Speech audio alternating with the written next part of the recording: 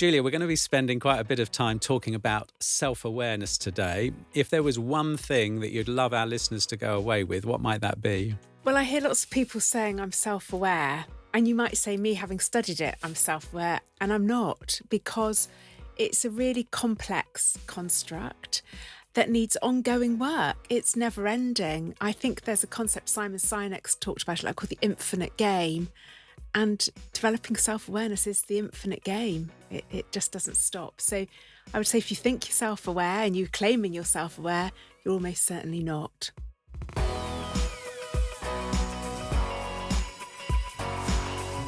Hello.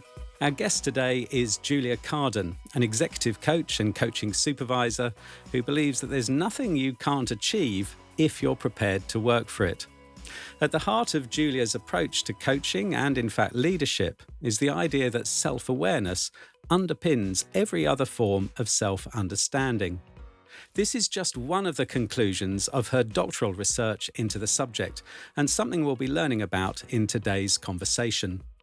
Julia has a really varied career background too, having served as a Royal Navy officer, an HR consultant and a civil servant before founding Carden Consulting in 2008. I'm Robert Digings, and this is Highly Relational, the podcast about creating, leading and developing great teams at work, along with all the ups, downs and messiness of bringing people together to do their best work. We have one simple aim: to help you understand how world-class collaboration happens and how you can make a difference for the teams you're part of, lead, or consult with. In our conversation today, Julia reveals why self-awareness is the most important form of self-understanding, how it helps us build the team performance skills that matter most, and why it enables us to lead more intentional lives filled with integrity and meaning. Central to our ability to work on ourselves, whether that's to develop personal or professional skills, is our ability to first understand ourselves. This can take many forms, including self-knowledge, self-consciousness, and self-awareness. Being present to ourselves in the moment is a leadership skill that's foundational to both presence of mind and perhaps the more elusive but highly sought-after executive presence. I began our conversation by asking Julia for her definition of self-awareness and why, of all the coaching and leadership skills, she's been so taken by it. I think I'll summarise it because it is quite complex. Now, I love cooking, so I think about it as ingredients. There are several ingredients in self-awareness, both some intrapersonal ones, so they're ones that other people would see when we're relating to others, so as a leader, as a coach, as a team member, team leader, and the interpersonal, which are just focused on ourselves. And so self-awareness is a range of those components, which enables us to get deeper connection to self and thereby deeper connection to others. So I define it as the input, the ingredients, and then the output as to what it enables us to do. And how come you're so fascinated by it? Do you understand that? Why you wanted to research it and gain a PhD in that subject? I've always been interested. I've always sort of been on a quest. How can I know more about myself? And I remember in my early leadership journey being shown the Johari window, which on the surface looks quite simplistic. And that unknown box, unknown to me, unknown to us, how could I get in there? So that's sort of my intrigue about myself. And then when I started my coach training, I realised that what was making me a better coach was the work I was doing on self. And I got interested thinking, well, why isn't this more of a major focused on coach training? And so that's what really started sparking the interest then. I had assumed when I started my PhD that it was already going to be a defined construct within adult development, leadership development. I hadn't anticipated that I'd have to spend a significant amount of my PhD finding out what the construct actually was, which goes back to my point about if people think they're self-aware, they're probably not. So there's lots of claims in Harvard Business Review, other leadership things. If you develop self-awareness, you're going to be a more effective leader, a more effective coach, a more effective team member. But how they were making those claims without actually knowing what the construct is, I find interesting. So have you defined it for the coaching and leadership Yeah. community? Is that part of what your work has achieved? Yeah. So I've defined the construct itself, and then I've sort of conceptualized it with that input and output I was talking about. So I don't know how far you want to go into the sort of individual components of it. We could get into that if you want to. Yes, I mean, otherwise everybody listening is also making up Yeah. kind of like, oh, I know what that is. I know what that is. Let's move on. You're really saying we don't know what it is. So please, Yeah. what did you discover, and how have you created the construct of what self-awareness is? So I basically did a systematic literature review of thousands of articles that talked about self-awareness, and some of them had a few little tick box items. For example, strengths and weaknesses or personality strengths. So I analysed all these papers, and that's where I've come up with my definition of what self-awareness actually is. And then I did some other research with coaches, and I refined it over that research as well. So if I start with the intrapersonal components first, so these are ones that other people can see, and actually we need them to feed back to us to help us develop this part of self-awareness. And this is where it gets really, really challenging, because one of them is others' perceptions of us. How do we receive others' perceptions in an open, non-defensive way where we take them on board and integrate them into our being? That's really challenging. Most people aren't really, really great at giving feedback and are honest about that. So we can get a little bit of it through 360s for sure. And if we've got somebody we trust that gives us feedback with whom we don't get defensive, I think that's challenging. The other one is our behaviours. How are our behaviours coming across? So we can get that if we video ourselves. Here I am being videoed today. I'm self-conscious of that. And we can watch our behaviours, in terms of our body language, our tone of voice, our pace of delivery, all of that can there. So they're the intrapersonal components. The interpersonal ones that are all about from within us, internal, we can do that with reflection, maybe some support of a coach, a therapist, a friend. So the first one is our beliefs and values. Really thinking about what are the beliefs that underpin who I am. And they may be religious beliefs, but they're also beliefs about how we should operate in the world, what's important to us when we operate with other people. For example, I have a belief that it's really important to be on time and not be late. And that's really important to me. It was integrated into me or introduced to me as a young child. So those beliefs often come from that childhood. And they can be helpful and they can be limiting. But let's get clear on those beliefs. And I'm not saying we can't change them, but normally they're really core to our being. And then our values, what's really important to us. Now, I think we're always learning that. We're always gaining insight into our beliefs and values, depending on how much digging around we do. So that would be the first interpersonal one. The second one would be strengths and weaknesses. So we could put in there some competency training, capabilities that we've learned along the way that very much underpin how we show up today. And of course, they're always evolving, but let's be clear about that. And then our motivations. What do we want to achieve? What do we want from life? What's important to us? What's motivating us to do the work that we do, whatever that work is. And that's linked quite closely, of course, to self-worth and self-esteem and getting really clear on that. And then we've got our internal mental state. So I would call that our thoughts and our emotions and feelings, what's coming up in any one piece. And then lastly, really important, is our physiological responses, what goes in our body, which when I'm working with myself, other leaders, other coaches, that's the thing that gets least attention. They'll tell me what they thought and what they're feeling, but what was going on in your body when you did that? And there seems a bit of a disconnect between our heads and our bodies. So they would be the components. So yeah, there's lots there. There is, it's terrific how you've broken that down for us, and obviously an enormous amount of work to be able to sit there and tell us what you've just told us. What do you think is the value of this, of facing in to the inquiry that you've just laid out in front of us, why might we want or see value in understanding ourselves in all those different dimensions or ingredients? The output of that is self-knowledge. So in terms of differentiating self-awareness and self-knowledge, is that gives us self-knowledge, gives us self-knowledge of our assumptions, our biases, our triggers, what triggers us to behave in a certain way. And the more comfortable I get with that, the more comfortable I'm going to get with myself and accepting myself, because we're human beings. We are going to react to stuff. It would be ridiculous to think that we couldn't. But I get awareness of that. And then I ultimately can get comfortable with sitting with uncertainty without my ego getting in there and saying, you've got to know the answer. You've got, which is ridiculous. And I think in this world we're operating in at the moment, leaders have to be comfortable with uncertainty. And on the surface, you might hear them say, oh, of course, I'm very comfortable with uncertainty. I've got lots of experience. But I wonder how they really are comfortable sitting there without clamouring after the answer, the response, being the best in the room, and all that stuff that goes on for us when we're put into a leadership position.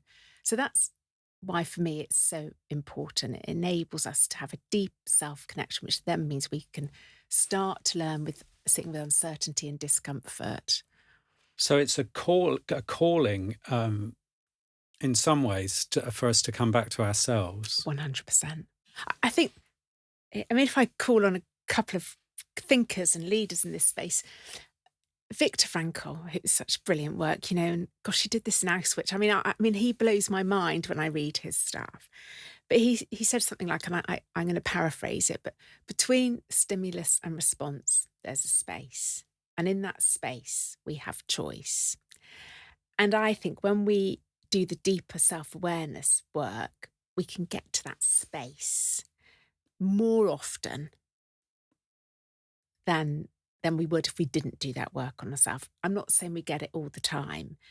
I've done something recently where I perhaps should have spent longer in the space, despite all the work. But sometimes when you're a bit tired, and I can make excuses, of course, resilience, low, tired, we do stuff. But hopefully I can make it more often I identify that space than before I did any work on myself at all.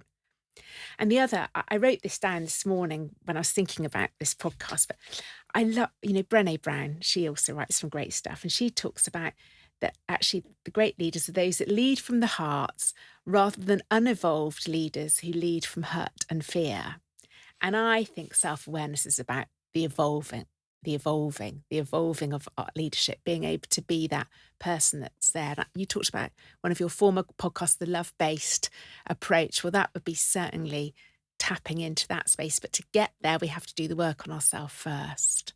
Do you think from a developmental point of view of our species that we once had this and lost it?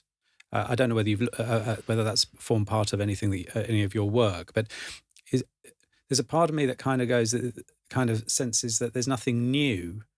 There may be newness in your construct, but the idea that we need to be with ourselves and dive into ourselves. There are many older societies were very much doing that. Do you think it's something we used to do but lost, or is this a very new, in the way that you're bringing it to us today? Is this, one might argue that this is leading edge kind of psychological thought in Western society, but I wonder how you hold that, the newness and the oldness of it.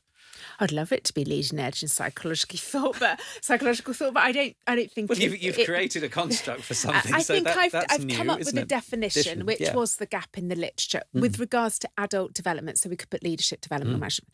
Is it new? I think if you spoke to the Buddhists and some the Dalai Lama, they would say absolutely not. But I mean, that's never been an underpinning of Western culture, even centuries ago.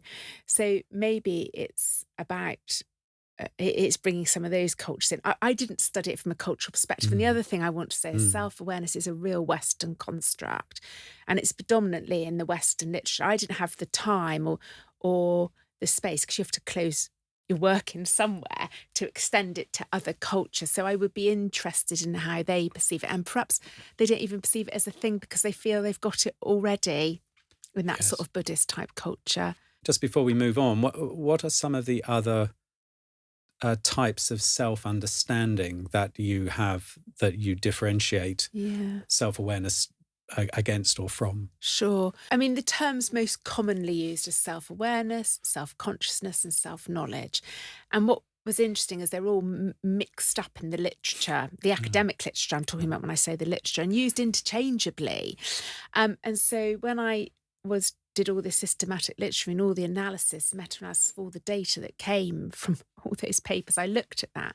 So for me, self-consciousness is the intra-personal elements of self-awareness. So it's part of self-awareness.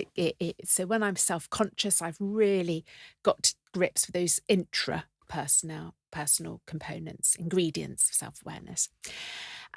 And self-knowledge is the output of self-awareness. So self-awareness is what I develop, and then I gain the self-knowledge. So in that order, self-consciousness in it, self-knowledge the output. So that's how I've differentiated it. In your definition there about what self-consciousness is, that's very different from the colloquial, I suppose, phrase of saying I feel self-conscious, which often has a negative connotation and potentially an inhibiting impact on skill or capability. Is that correct? Because people talk about being self-conscious almost as if that's a bad thing. We don't want to be self-conscious.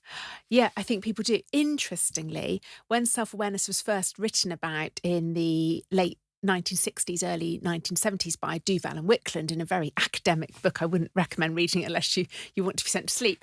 But they saw self-awareness as an aversive state, a negative state of mind. And I think that's where the self-consciousness, because it leads to us to be inwardly focused in a negative way, in a ruminating way, which can then lead to us beating ourselves up, being very critical of ourselves and it not being positive. And that is still a risk when we do some of that deep work on ourselves, which is why I think it's helpful to do it with a compassionate and supportive other, coach, colleague, whatever, to do that work, because it could go there. So yes, I can see the confusion. And whilst I've limited to the intrapersonal, other later writers have said self-consciousness is the intra and interpersonal, but I felt that was just muddying the water even more. And we had to be, at some point, put some boundaries around these constructs to get clarity on what they were. Yes, because sometimes we talk about being self-conscious as kind of leading to an awkwardness, particularly in public speaking, is part of the self-awareness work that we become conscious of ourselves, which is... Well, that awkwardness, there's learning there for us. What's that awkwardness about? I suspect, I don't know, because it'll be different for everybody, but there's an underlying thought there, isn't there, that creates that awkwardness. And that probably the underlying thought is a fear of something, and that fear possibly be linked to one of the beliefs we have. So, for example, it's really important that when I speak on the stage that people think I'm X, Y, and Z. And, oh gosh, now I'm feeling that I may not, I've got a fear now, am I going to deliver that? Then I start to feel awkward. So actually that whilst, yes, that self-conscious can lead us feeling awkward, in that moment is some learning around our self-awareness that we can deepen. Well, and it's a recognition and an embodied experience that we're actually here. Yeah. As alive, which is like, this is a good thing. I'm here. Exactly. I'm here right now, experiencing this. What at the beginning, when you say nobody is self-aware, how do we navigate the idea that we're never going to achieve it, but still see value in the pursuit? So when I say no one's self-aware, completely, fully, 100% self-aware is what I think when I said nobody's self-aware. So if we were not going to aspire to do it, we would continue perhaps being those unevolved leaders that Brené Brown talks about. We're going to be possibly those leaders that don't lead as effectively as we could do. And we're probably not going to be so fulfilled. And also, I think, possibly in this world of uncertainty, until I start getting a bit more comfortable with that, gosh, life's going to be pretty tough because it's uncertain all of the time. So I think all work that we do on ourselves is good work. I'm not saying dive right and do all of those components in one sitting or in 1 month, but just start getting curious about why do I behave in the way I do? Why am I thinking in the way I'm thinking? Why am I feeling in the way I'm feeling? And getting curious about that, the work will have started. And I think that's really good work. It can lead to us being more self-accepting. And Mm. that's key, I think, in the space of leadership and teamwork. Did your work move into exploring consciousness itself? So there's something for me around that we can become aware. We can become more aware of how we are, who we are, how we function, our strengths and all of the things that you said. But at the same time, there's the possibility that there's a realization that knowledge only comes about because of a fascinating phenomenon called consciousness, the very faculty of awareness without any content. I know we're kind of Wow. heading into something that's a bit metaphysical, perhaps, or Yes. psychospiritual, or in fact spiritual. That what we are, in the end, isn't any of this content. It is, we are a center of awareness, of pure awareness itself. Well, are we ever a centre of pure awareness? I mean, I mean, there might be some people out there, the Dalai Lama, and I might put up there. Mm. But I mean, he's done years of work, hasn't he? And he's in a very different position. I sorry, forgive me. I meant that there's the potential for us to identify with that, but Yeah, there is. but when we're asleep and there is no awareness of anything, possibly, yes. Oh, I'm not sure about that. I mean, so the conscious versus the unconscious, we're into that sort of space, really, aren't yes. we I'm just there? interested in the connection between that and your work. What I didn't have the capacity to do is do some of the unconscious delving around, because the first year took so long defining the construct. So if it had been beautifully defined, I might have got a bit deeper. Yep. But I do believe that we can get glimpses of the unconscious by reflecting and pausing and catching ourselves in those moments when we do something, and then just letting it sit with us, and then something will come up. And of course, Freud would argue that if we analysed our dreams, then we would possibly, if I then relate Freud's work to my work, is we would get deeper understanding of some of that stuff. And so the stuff in the sleep is that dream stuff, of which sometimes we have awareness of the dream, we can remember the dream, and other times we can't. What we probably don't do is analyse it, though.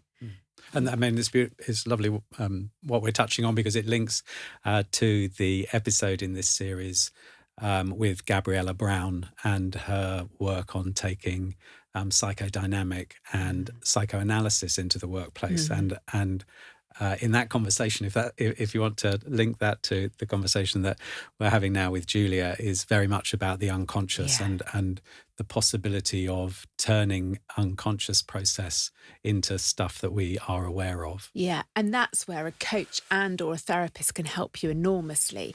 So, and often, when I've said we've got beliefs, strengths, weaknesses, physiological responses, emotions, all of that, our unconscious has got it's like a multiple balls of wool, I think, that have all got tangled up. And actually, if we work with somebody in that psychoanalytical space, we can start to see, oh, there's that thread, and that links, that belief's now driving that. So I, for example, have a fundamental belief, which I didn't know I had until I started following a different thread about do my duty. It's important to do my duty, particularly with family. So, that's been laid down generationally, and I know I can carry that in my body. It can elicit, but I've only done that by unpicking that messy ball. Now, that was all unconscious when I started this work, this construct, but I've learnt it recently. Let's look at how this might be of value in the workplace specifically. So I know that part of what your work was about how coaches could develop greater levels of self-awareness and self-understanding in order to be of greater service to their clients. But your work also beautifully informs the leadership journey. And it also, for me, has enormous value in the team development journey. So help us understand how this might be of tangible and meaningful value in the workplace, as opposed to something that we might do because we just want to understand how we function in the world. Maybe we want to be a better parent or a better partner or a better friend, or in the context of work, which is often about productivity and achieving stuff together. How does this play out, and how does it deliver value in that context? If I just take a couple of populist writers in this space, Daniel Goleman, emotional intelligence, self-awareness, he said, was critical to emotional intelligence. Interesting that he did that without defining what self-awareness was. So first of all, I'd like to You say... should get in touch with him. Interestingly, I asked to see if I tried to track down his original data and I couldn't get hold of it, interestingly. So key to emotional intelligence, and then there's the work like of Jim Collins, Good to Great, that says the emotional intelligent leaders are not just good leaders, they're the great leaders. So yeah, we have to do a little bit of work ourselves to get to be those great leaders. God, I wished somebody had said to me in 1989 when I started my leadership training at Britannia Royal Naval College, start thinking about who you are as a leader and where did that come from.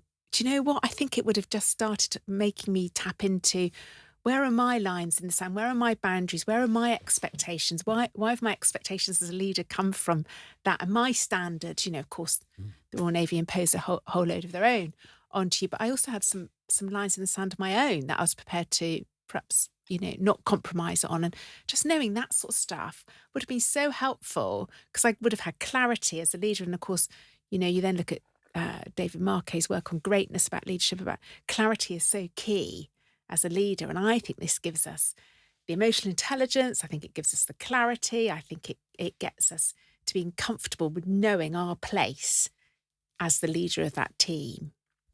And what about your how your work might play out in a team development context, which is kind of core to this series, is about helping, enabling, supporting people to come together and collaborate in exceptional ways, not just in average ways, in acceptable ways, but something that is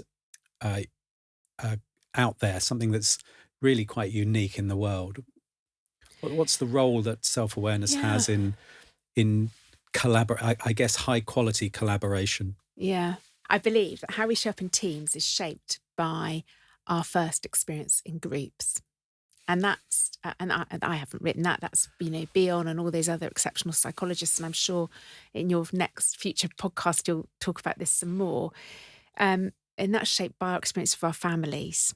So I think there's something for me that with teams, if we can get to the point where we, as a team, is it maybe I don't like the word team building, but at some sort of time, space where we've got due time and space, we can share some stories of our journeys.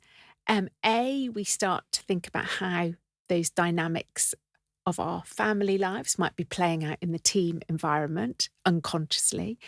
And also, we're sharing a bit of vulnerability there, and that's a great bridge builder. So actually, not only am I being then as a team member reflecting on my own self-awareness, why do I show up in this group, in this team, in this way? Oh, it's a bit of self-awareness. But actually, in sharing that, I'm probably gaining more insights by the way you're reacting to me, but also I'm building connection through that sharing of that story. So I think it's massive in teams. And I think the stimulus and response that Viktor Frankl talks about, oh my goodness, that's going on. The stimulus is going on all the time in a team. And how can we get everybody to collaborate authentically and say what needs to be said without what I call dancing around the handbags and not saying what we need to say? It was interesting. I was exploring this yesterday with somebody around, and this is more in relation to coaches. I think as coaches, we can sit around beautifully and deal with tears and emotion and probably be quite comfortable. For most coaches that have done some work and some practicing, we're less comfortable as a group of coaches when somebody's angry. How can we learn to sit with and allow that anger to be released. And I think for teams, this is also important because there's going to be frustrations, there's going to be annoyance in a team. It can't be hunky-dory all of the time. That's false. So actually, if I do this work on myself, I'm more likely to be able to hold that space and let it be released without seeing it as a personal attack on me and the organisation or the project or whatever it is I'm working on. I'm fascinated by what you're saying. I think there's an enormous amount of value for what it's worth. Part of what the conclusion that I've come to about that is because of our as coaches and consultants, maybe our unwillingness to be angry ourselves with our clients, and that's somehow become not to do for complex reasons around and conflict around creating a safe space, whatever that is, and unconditional positive. Where does anger sit in a context of unconditional positive regard? And it is fascinating on the not all that number of occasions that I've expressed my anger in a team development session, the impact that can have, and it's and you talk about uncertainty. I would also say that once that starts happening, uncertainty goes through the roof because it's very, very difficult to predict how that might play out. But I love the fact that you bring it and the contrast between tears or grief or upset in that way and rage or frustration to start with and anger. I think, and so this is from my experience coaching, but I can imagine it playing out now if I was a leader. It almost is acceptable for grief, sadness, tears to be expressed, but it's not acceptable for anger and frustration to be expressed. And so what are we inhibiting and what are we causing by putting a lid on that? As a leader, I haven't got an answer to that question, but I just think it's such an important question to think on. And how can we, and there's acceptable and unacceptable behaviours and all of that, and I'm aware of that, but I just wonder what the penalty of us not releasing it is. Yes, and not learning to express anger skillfully. Yeah. And for me, I'm very interested in archetypes, and so anger is the gateway emotion into warrior, and warrior is the archetype that gets stuff done. So it's quite interesting. One might argue that the issue that you're raising is actually robbing us of productivity. It's robbing maybe teams of the ability to do shit. Possibly, but it's complex, and many of us have seen anger expressed very destructively, and maybe anger has a potential to be much more destructive than grief has, perhaps. Well, I think anger can create conflict, and therein lies the problem. But unless we practice expressing it, we're probably going to be unskillful in it. I mean, this is recent thinking. I'm just sort of developing all of this thinking all of the time. Let's just play some devil's advocate with this ideas that you're bringing, because there may well be people listening, I hope so, who are thinking, well, this is all very well, but, lovely if you've got the time. But, we're dealing with some pretty immediate operational issues, and we've got to get on with that. And what you're suggesting, Julia, sounds rather time consuming, and we just don't have time. We don't really have time for it if you do the kind of time and motion study, it doesn't add up. What is there some truth in that there doesn't to do this work requires some kind of space commitment, time commitment that many organisations probably would say they just don't have at the moment? Yeah, and I wonder how shit their leadership is and the direction they're going in. So it takes time, but I mean, you don't have to spend hours and hours on it every day for a whole year. There's getting moments, and just capturing that thought however you want to capture it. Maybe when you go for a run or walk the dogs in the morning, just noticing then. And also that response, I haven't got time for it. And I would have been as guilty as anyone for saying that. Yeah. time, I think if we're serious about being better leaders and team members, then if we're serious, then we've got to find, maybe it's 5 minutes here and there, but let's at least start some of it. And make it part of the conversation. Because Conversation and part of the stuff we commit to. Is there an easy way for us to assess our own level of self-awareness? Are there some simple things to ask ourselves or get others to tell us that would give us an indication of where we are or how self-aware we are? Or is the very notion of assessing it rather unhelpful? I'm not sure how helpful that is, because having done the measure, you could say I'm done. Oh yeah, I've ticked that box. Like I've ticked getting this qualification or this badge of honour. And that's, I think, unhelpful. I think that tips us into self-deception and hubris. And you said the word easy. I just want to pick up on the word easy. It's not easy, because that component perception of others that I talked about, we're also prone to storytelling, justifying, finding excuses. So we could justify to the cows come home why we are self-aware and why your perception of me is wrong or not right. So there's something there for us about doing this work and having some honesty about ourselves, which is not always very nice. But yeah. So it's not easy. But it may not be very nice. I would agree with you.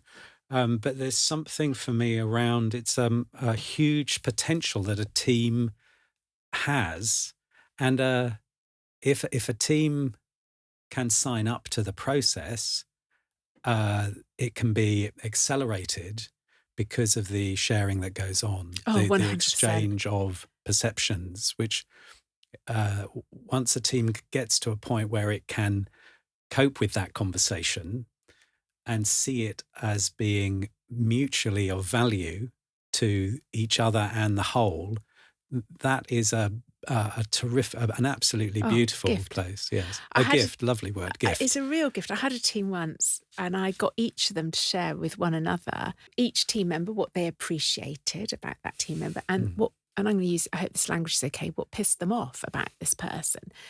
And I remember the touching anger, pissed off, anger. Yeah, I mean, terrific. Yeah. And I remember the leader looking at me and saying, "This sounds great." And I said, "Yes, and you're going to go first," which of course he was not comfortable with. But it took an hour. I think they weren't a huge team. There were 6 of them, but by the time they'd all shared for every single one around the room, I asked them to think about it. I gave them some time to reflect before they said it. It was a profound experience, because they'd said some stuff that they probably, particularly what pisses them off, which they probably hadn't shared. So the connection, there was a sense of connection that wasn't there before. Of course, it's then they had, the next conversation is, so when I'm pissing you off, what do you want me to do? Or how can we handle that? Or what conversations might we need to have? Because actually there might not be anything you can do. I just want to share this and get it out on the table. So I think this self-awareness work, you can start with some quite simple questions, and as long as you can front into them. Yes, and I wouldn't check this out. What you've come to believe, but I would say that it's not about trying to. The last thing I would want to help a team do is not be pissed off with one another. It's almost like yes, and that's fantastic, hurrah! Yeah. I mean, what are you doing here if you're not pissing each other off? Yeah. I mean, that one might argue you're probably not achieving very much, or you're not facing into the real. Yeah. The real, thorny issues or problems that you all have. You'll be avoiding stuff. That would be my guess. You go back to your thing about I'm alive. I mean, for me, being pissed off is as much about aliveness as being full of grief or full of joy or full of fear. I mean, Plutchik's work on maybe 5 or 6 core emotions. They're not all bowls of cherries. They are. So do we not become more alive the more yeah, I'm not saying that we all need to become angry necessarily. Some of us need to be less angry, probably. Um, but being more alive is a good thing. Sharing emotion is being alive, isn't it? And also noticing what's going on in our body that time is being alive. And that's where the connection comes. And I wonder sometimes, and I think this is what I've noticed, particularly myself with Zoom, is it can allow you to be a passenger in what's going on rather than being alive and in it. And I think if we can really tap into all emotions and be able to talk about them in a really positive way, then we're alive, aren't we? I mean, that must be better for productivity. That's not, yeah. So let's you said that there are some easy things to do, maybe. So let's start exploring the idea of what we could do about Yeah. the fantastic subject that you've brought with you today and the work that you've done. You've made it very clear that this work is not easy. So let's just touch into what that might be. Why is it difficult, and what difficulties might arise? Do you have a sense as to why it is so confoundingly problematic in some respects, that there is so much value in this journey of self-inquiry, and it's difficult? Do you have something to say about why do we know why it's difficult? I think it's about receiving the perception of others that makes it the difficult, it makes it the challenge. And why has that become difficult for us as a Because you might not like what they say. mm, And I think in our world of social media, when we want to be brilliant and good and beautiful and all those things of feedback just don't align in that space always. So I think we've got to be feeling resourceful and resilient to receive that as well. If we're feeling a bit down and we've got some stuff going on in our family life, I think that's tough. I also think not many people are skilled at giving meaningful feedback that can be heard. I think all feedback is challenging because it's something you might not want to hear. It might be good stuff, and also because some leaders focus only on the critical, constructive feedback, and very few leaders are good at giving the good feedback, the positive feedback, I suppose. So that's why it's challenging. You also said, so what can I do as a team, or what can we do as a team? It's got to start with the leader. And I think the leader on a one-to-one. And you've got Lucy and Paul coming on to talk about team coaching. I don't know their process. I know Lucy well, but I'm sure they'll have some thoughts on what a team can do in this space straight away. But I think it starts with the leader, first of all. And the leader's got to role model wanting to do this stuff. And none of this happens unless you're motivated, unless you're interested. And I want to become more self-aware. I want to pay attention to why am I just responding to every stimulus I see? So get interested, get motivated. And the next thing is to just start some self-questioning. So just maybe pose yourself 1 or 2 questions just to wonder about, hold them lightly, and your unconscious will integrate the rest of the work, and stuff will start. There'll be little moments, little light bulbs that will just flick, flick, flick. And of course, if you are serious, do a deep dive with a coach and or a therapist, a psychotherapist. Brilliant piece of work to do. You don't have to be broken or ill. It's just good work, So start with the leader, and then maybe the team will follow that lead, and a team coach will hopefully support them in that process. When you're in a team and there's somebody you really don't like, a mentor of mine once said, when I was moaning about a colleague who I really didn't like, looked at me and said, yes, but she's here to teach you something about yourself, because she's holding a mirror up to the stuff you don't like in yourself. Oh, that was a bit of a slap in the face. So she's my mirror and she's holding up stuff I don't like in myself. So stuff I don't like about her is stuff I don't want to like about myself. Because we all have a little bit of something we would rather not be like, and we can modify it over time the more we think about it. But it's tough. I know that when I get really passionate about something and in being forthright, it may be perceived as others as aggressive, angry. And for me, it's about passion and belief in what I'm saying. But yeah, I mean, you can think of leaders in the political world that we could say come over as aggressive and dominating. But, it's probably because they're just passionate about their cause. I don't know that for sure, but we could think about that. Yeah, so I love how you frame that. I guess it's. I don't know that anybody would think that this journey would be about finding out how brilliant they are. I guess that's part of it. How amazing the human condition is, and for me, it's not all negative. No, not all. Not at So all. let's also embrace the good stuff, the strengths, and the strong bonds I might have as well. Well, and the capacities for all sorts of things that maybe we're not that are there, but we're not consciously aware of.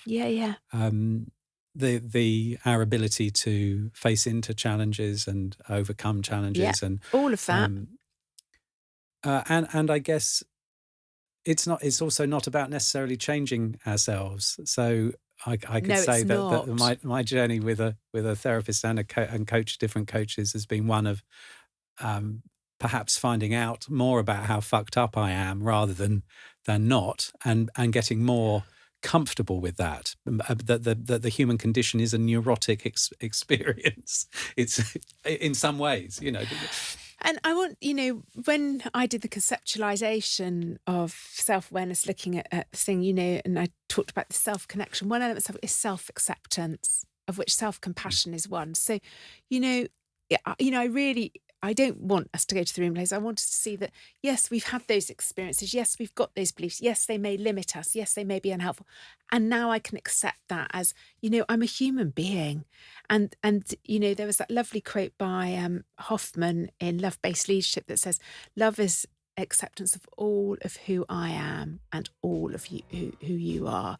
So all of who I am, even the shitty stuff, accepting that's just human nature. We can't be perfect. I think that's the perfect place for us to end on today. It's been fascinating talking to you today, Julia. I really appreciate you sharing some of your hard-won understanding about what self-awareness is and the value that it can bring to us as individuals and to us in the workplace. So thank you very much. Oh, thank you for inviting me. I've really enjoyed it. Thank you.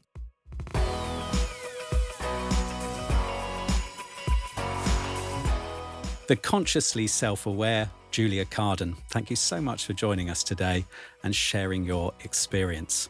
To find out more about Julia's work, head over to carden-consulting.co.uk. There's a summary of her research into self-awareness, along with the benefits of being more intentionally self-aware. You've been listening to Highly Relational. Check out the show notes for more information about today's guest and the topics covered. And if you're enjoying these conversations and getting value from them, please do just one thing for me today. Give us a like or rate, wherever you're listening or watching. And of course, there's no better way to support what we're doing than by reviewing us and subscribing. All of the podcast platforms promote podcasts with engaged subscribers, so it really does help spread the word. I'd like to thank today's studio manager at VoxPod Studios, Alex Bennett. Post-production is by Sean Lawson, and the series producer is Ella Halsell. I'm Robert Digings. Thanks for listening, and bye-bye.